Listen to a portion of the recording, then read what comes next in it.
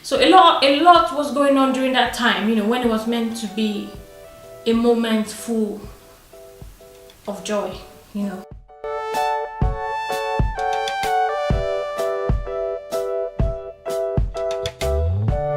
Hey guys, this is Taiwo again. So in this video, I just thought I need to talk about what I have mentioned several times in my past video about my experience with my last delivery with my daughter, which is my baby number 2.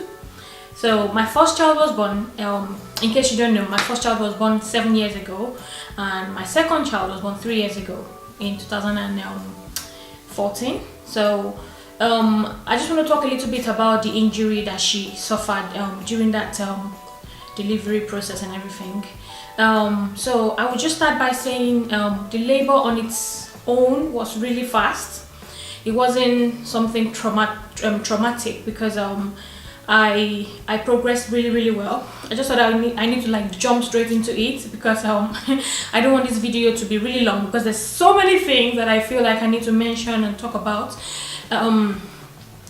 So having said this, my first labor was, it ended up with emergency C-section because at some point I got stuck at around 4 centimeters. This is my first labor, okay? Around 4 centimeters I got stuck, and then I was put on some Pitocin, which helped me to, I think, dilate up to about 10 centimeters or 9 centimeters.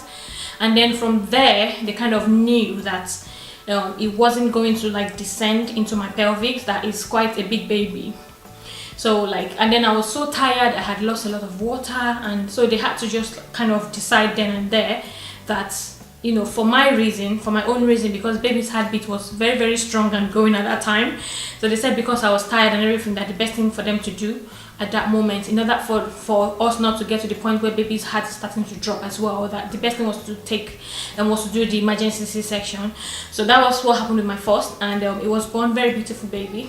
And then with my second, I was so bent on going VBAC because my recovery with the emergency C-section was like really terrible. It was so bad, like it was, oh my god. I think the only thing that compensated that situation was the fact that I had my boy and it looked so beautiful. Oh my god, like it's so perfect baby. So anytime I feel low and weak and tired and like remember that traumatic experience, I would just like look at his face and I'll be fine. So but with my second pregnancy, I was so bent on the VBAC because I didn't like the recovery process, So so during that time, I kind of helped. During my second pregnancy, I really helped myself, to kind of, all the pregnancy exercises. I made sure I was not sitting around. I made sure I was busy. I mean, I walked up until I think I was going to walk up until about 37 weeks. Like 37 or 38 weeks. I was close to my due date by the time I had stopped going to work. I did, I walked most of the time, almost every day I would walk. If I'm not walking in a week, it's probably maybe just once a day. And I did all the squatting almost every day, going on all fours and, sitting in such a position that would help you expand your pelvis and all these things. I did a lot of research on like how to kind of favor you going for a natural birth, So I did all those things to help prepare my body, to prepare me, for the natural birth. And so on due date, my daughter was due 6th of January 2014. So when it was 12 o'clock a.m. on the dot, I started going up and down the stairs. So I did that 20 times, okay? And so after doing the last one, then I just sat down and, I had a cup of water. So I told my husband that, okay, I'm done now. I've just gone up and down the stairs 20 times.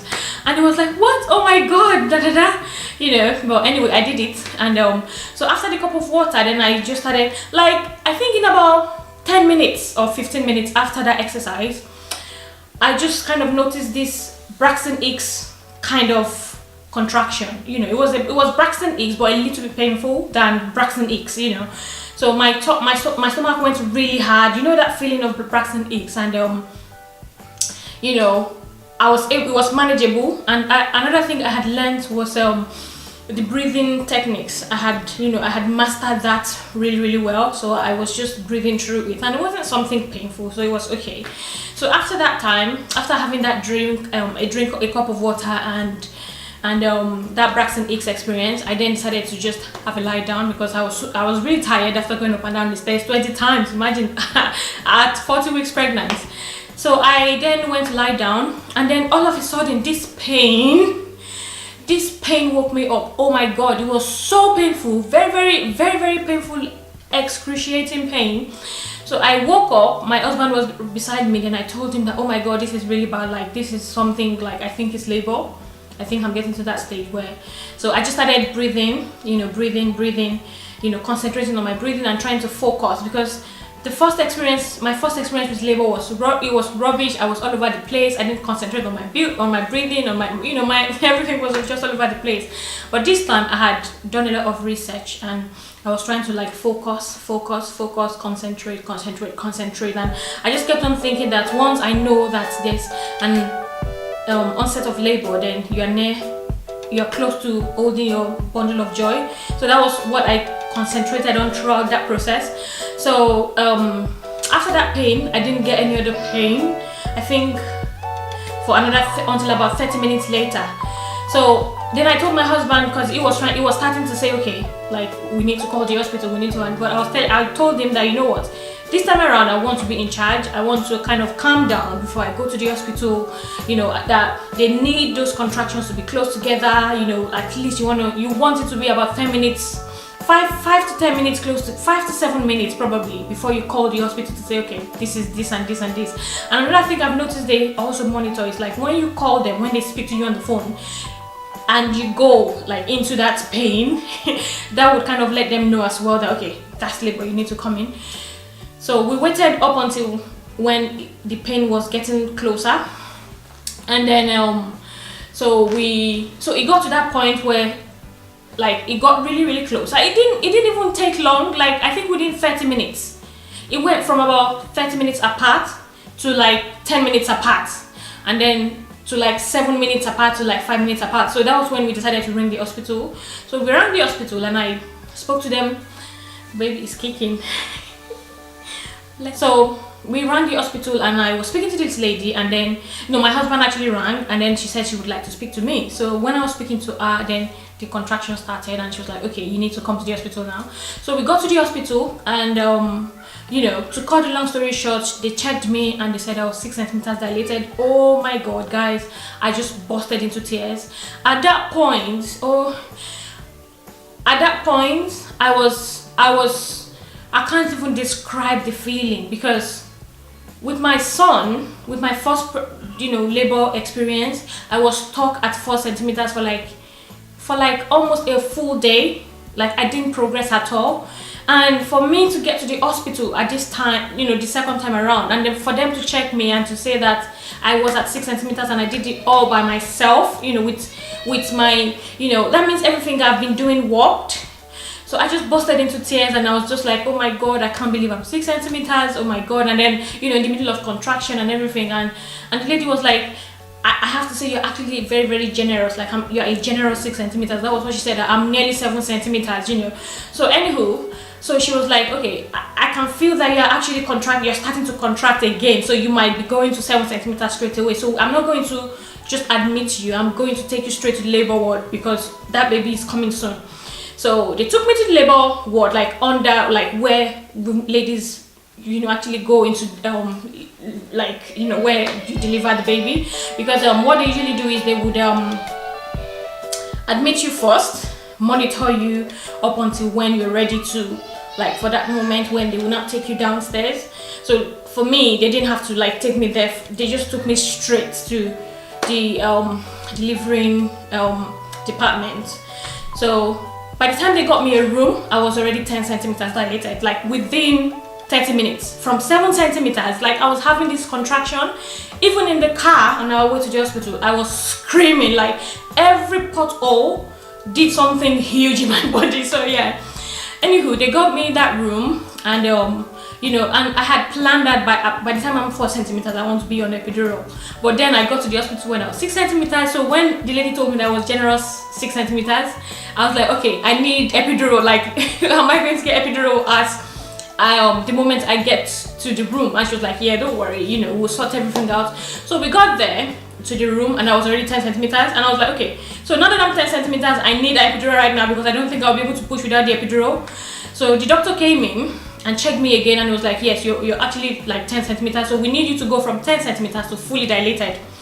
And then I'm still there screaming, I need epidural, I don't know how I'm going to push without epidural. And there was this midwife as well that was saying, if you've done it up to 10 centimeters yourself, then you would be able to push without the epidural. But I was like, no, I need the epidural to push, I need the epidural to push. So anyways, that day wasn't a very good day for the epidural, because there was just one lady that was in charge of that epidural that day, and she was at the children's ward and also serving the women's ward at the same time. So it was quite a busy night, and the epidural didn't come on time. And all of a sudden I found myself stuck between, okay, you need to get to fully dilated, and then we'll get you the epidural. So I was stuck in between those. So it got to a point, the doctor came, checked me, and then he was like, you're still 10 centimeters dilated. By now you should have gotten up to like fully dilated. So, and then he said, I'll give you another time, I'll give you like maybe 30 more minutes, and to see whether you're going to go from 10 centimeters to fully dilated. And then maybe during that time the epidural lady will be ready. And so he left me, and then came back after 30 minutes. She checked me again and said I was still 10 centimeters dilated. I'm sorry that I'm rushing through this video, is because I don't want it to be too long. So and then he was like, okay, that is going to help me get fully dilated.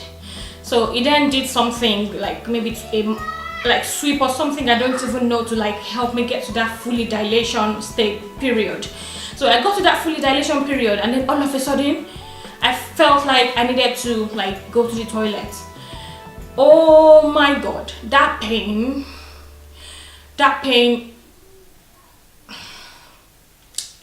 I can't even describe it. So at that point I was getting to the point where, okay, baby needs to start crowning. Now we're going to tell you what to do.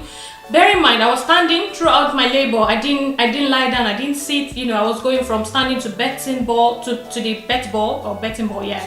So I was in between those. So after a while, the epidural lady came. So like she gave me the epidural in between 10 to fully dilated, period. So the lady wasn't, oh my god, she wasn't settled. She was talking drugs, that epidural. She was just saying, talking about me having epidural and talking about her back pain at the same time. So it was just all over the place. But anywho, she ended up giving me that epidural, and by the time it kicked in, it just numbed my right side. So I was still feeling the pain in my left side. It was just terrible. So anyway, they asked me to lie down, that it was almost time for me to push. So that was when they now noticed that, okay, you might need extra help. We're going to have to deliver the baby through forceps. And I was like, okay, that's fine, as long as it's okay. I had read about forceps before, that it could crush the baby's skull when they are bringing the baby out and all those kind of things. But and it's part of the things they will tell you as well. But one thing I also did during my pregnancy was that I prayed a lot. I prayed so hard, because I was trying VBAC. I've never had that experience before, and because my first labor, like the experience I had, the baby failed to go into my pelvic, so I prayed a lot. So I just kind of had this hopes that I'm in God's hand. I know God has got this.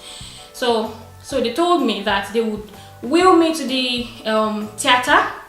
They would do forceps, and just in case anything wants to go wrong, then they would have to change it to emergency C-section.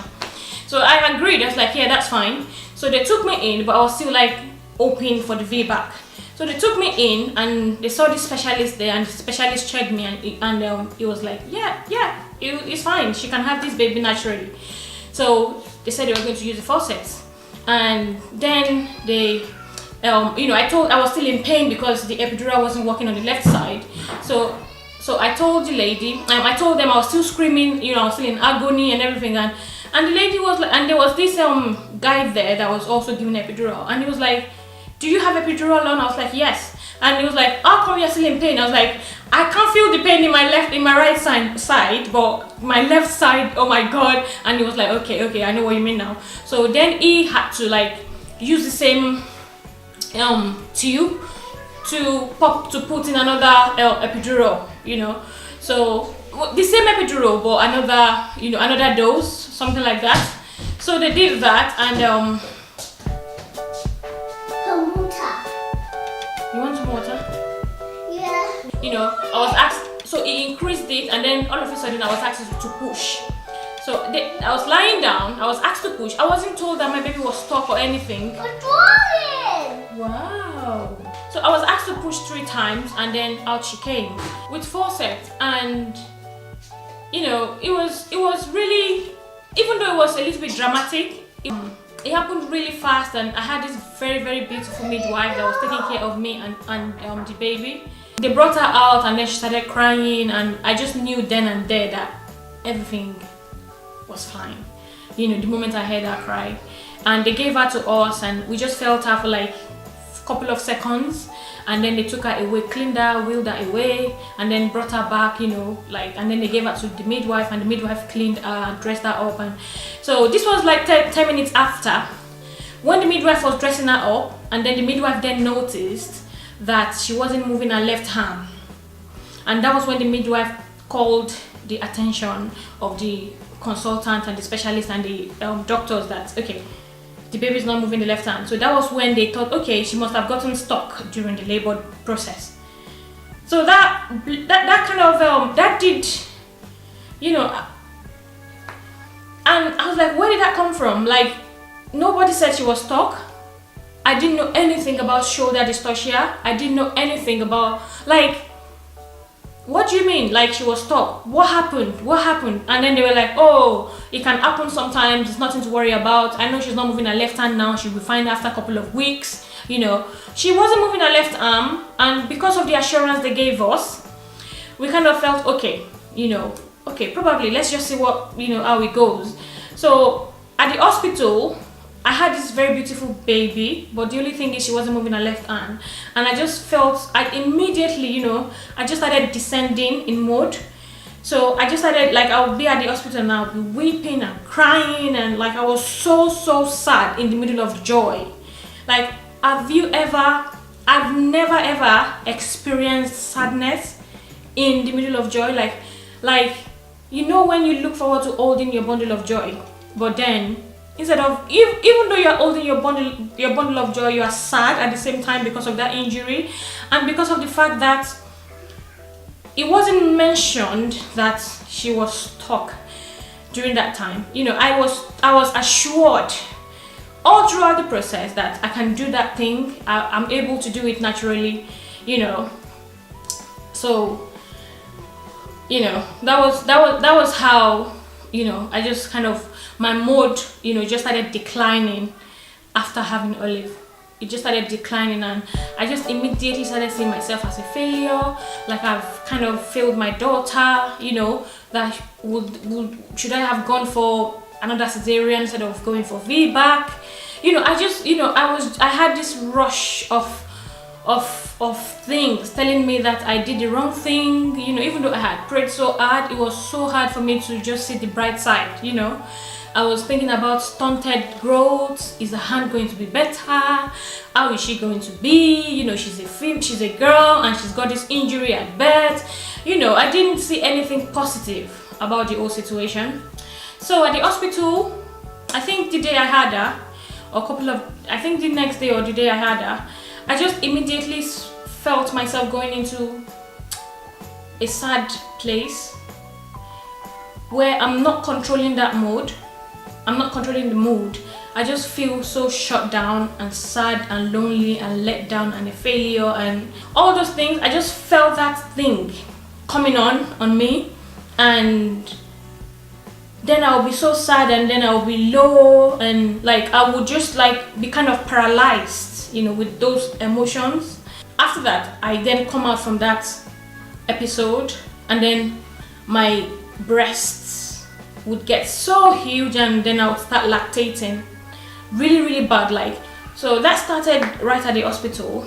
And then when I was discharged, I told my husband about it, and then he told me to go to the doctors and tell them about it. So I basically went to the doctor and I told them about it, and that was when I was diagnosed with depression, postnatal depression, which then went to anxiety, postnatal depression, and post-traumatic anxiety and all those things.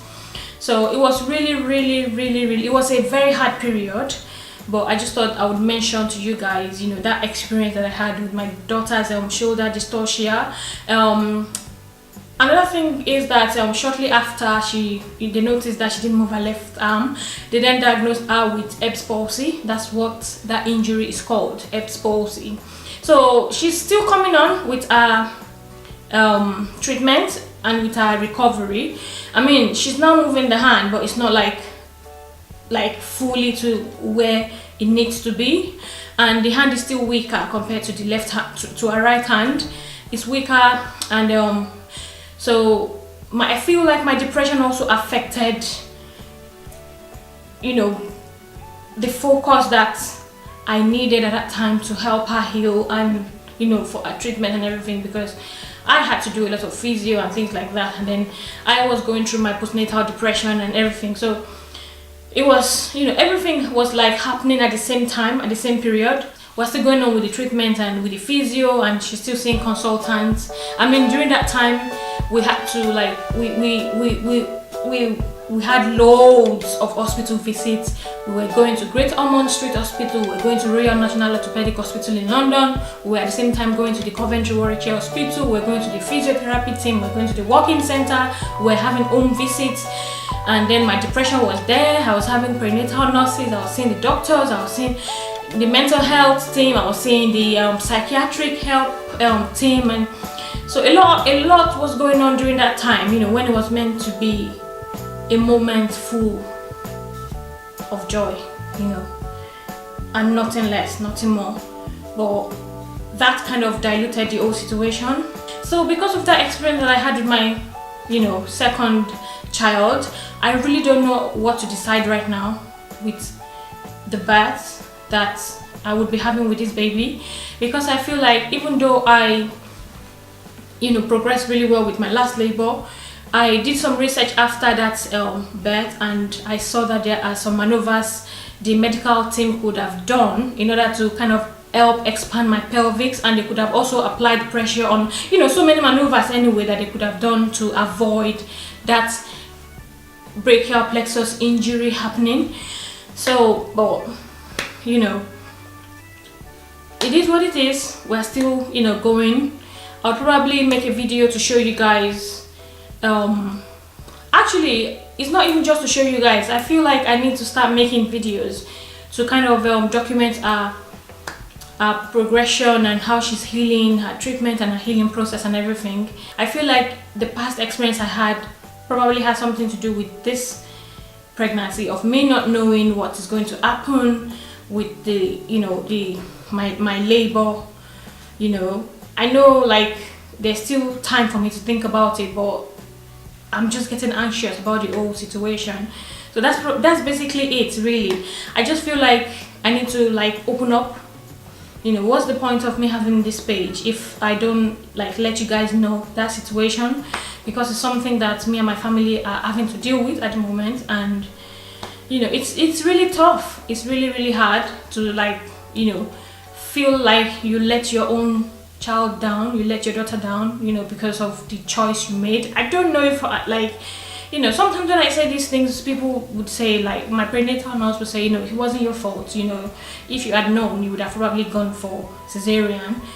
But you know, at the end of the day, I thought, you know, everything would be fine. But I'm really happy now that I've, you know, talked about this in, you know, I've made this video finally, because it's something that I've been meaning to just make and put out here, because I feel like shoulder dystocia, Erbs palsy, brachial plexus injury are not loud enough. I feel like mothers don't know a lot of information about that, you know, about that injury, and I feel like it's very important to let ladies know that this can happen just the same way we know about VBAC, the same way we know about natural birth, the same way we know about forceps delivery, you know, and all of that kind of deliveries. We should also know about shoulder dystocia, that this can happen, and when it happens, you know, these are the kind of maneuvers that we're going to have to do during that situation. You know, we should know about it. We should know just the same way we know about cesarean, you know, we should know about shoulder dystocia. So I don't know, you know, where this video is going to go, but I just feel like, you know, it is very important for this awareness to be louder. I feel like it's not loud enough. Even though there are a couple of videos on YouTube concerning brachial plexus, shoulder dystocia and everything, it's not very popular. You won't see like a shoulder dystocia video with like 1 million views. It's not very popular. I feel like if there's enough awareness for, you know, social dystocia, brachial plexus injury, Erbs palsy, I feel like medical practitioners and midwives and, you know, anyone that would have the opportunity to be in that labor room when a woman is, you know, getting to the delivery period, I feel like, you know, they would know from the moment there's a shoulder dystocia going on. They would know from that point, you know, all the maneuvers that needs to be done, and, you know, they would be aware. They would just know straight away. I feel like probably the person that brought out my baby wasn't careful enough, because they didn't know she had this injury, and I feel like they were hiding under the fact that she was stuck, even though they didn't mention the fact that she was stuck during the delivery. My daughter wasn't big at all. She was 8 pounds on the dot. She was not big. If you were pushing out a 10 pounds baby, then yes, that's a big baby. If you were pushing out 9.5, 9 pounds baby, that's a big baby. But she was 8 pounds and 6 centile, you know, small head. She wasn't big at all. She wasn't big at all. And head and body was born within a minute. So I did about 3 pushes and she was out. I just feel like this is a kind of story time video, and I mean, this was something that happened within a stretch period of time, and the fact that I can kind of squeeze them into a 20 minutes or 10 minutes or 15 minutes video, you know, it's a lot. It's a lot to take in. So yeah, that's everything really. If you've got any question, you know, that you want to ask concerning this, you know, I'm happy to answer the questions. That's if there's any.